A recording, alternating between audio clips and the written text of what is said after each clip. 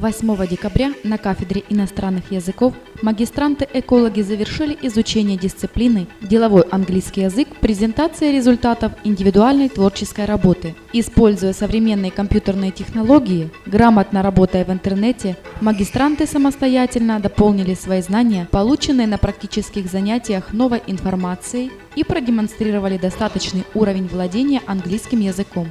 В презентациях на тему «Поиск работы» прозвучало много полезной информации по проблемам, актуальным для всех выпускников нашего университета. Были затронуты темы, как добиться успеха в карьере, деловой этикет, обсудили важные вопросы устных и письменных форм делового общения, в том числе и межкультурную деловую коммуникацию. Тема курса «Научное общение» также не прошла мимо внимания магистрантов и была представлена в презентациях. Вот что о межкультурном общении сказала магистрант-эколог Елена Лысенко. So the topic of my report is intercultural business communication, and I would like to tell you about non-verbal communication. The next slide. Non-verbal communication differs from verbal communication in fundamental ways. First of all, it is less structured, which makes it more difficult to study. A person can't pick up a book on non-verbal language or a vocabulary of gestures, inflections and expressions that are common in our culture.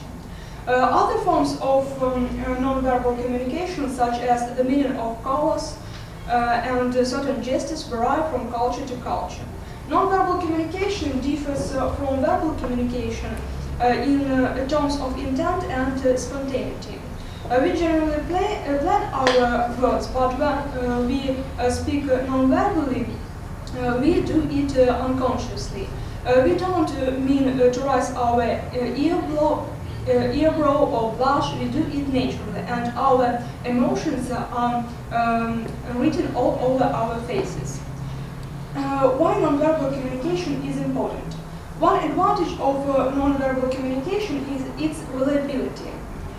Words are relatively easy to control, but facial expression, body language and vocal characteristics are not. Non-verbal communication is important for another reason as well. It can be efficient from both the sender's and the receiver's standpoint. The next slide.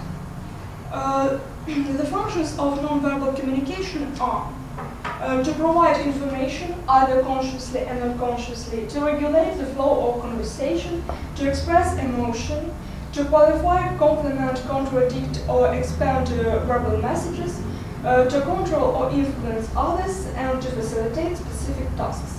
The next slide. So on this slide you see the forms of business communication.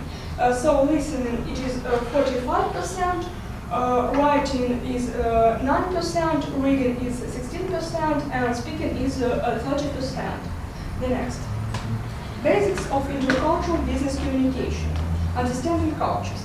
Cultures and subcultures vary in several ways that affects intercultural communication. First, stability. Conditions in the culture may be stable or may be changing slowly or rapidly. Complexity. Cultures vary in the accessibility of information. Then, composition. Some cultures are made up of different subcultures and others prefer to be homogeneous. And acceptance. Different cultures vary in their attitudes toward outsiders. Some of them are hostile and some of them are very friendly and cooperative towards strangers.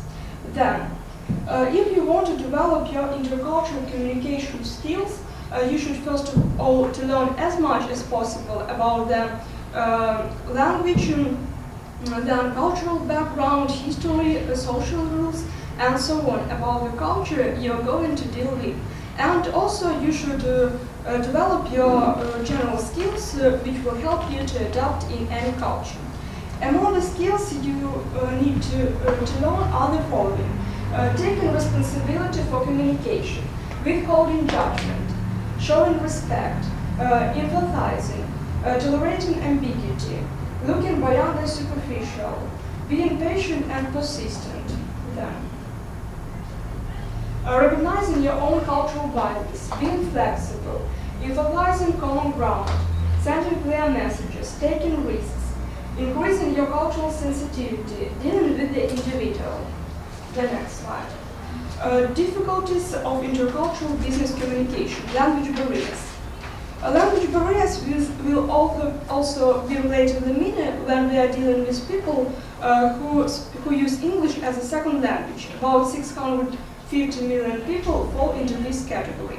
The real problem arises when we are dealing with people who speak virtually no English. So in such situations, we have a few options. We can learn their language, we can use a translator, and we can teach them our language. So a more practical approach may be to use a translator, and the option of teacher other language, other people to speak our language don't appear very practical on the first glance. But however, many multinational companies have language courses for their foreign employees. So that's all, and now I would like to ask you some questions. In what way non-verbal communication differs from verbal communication?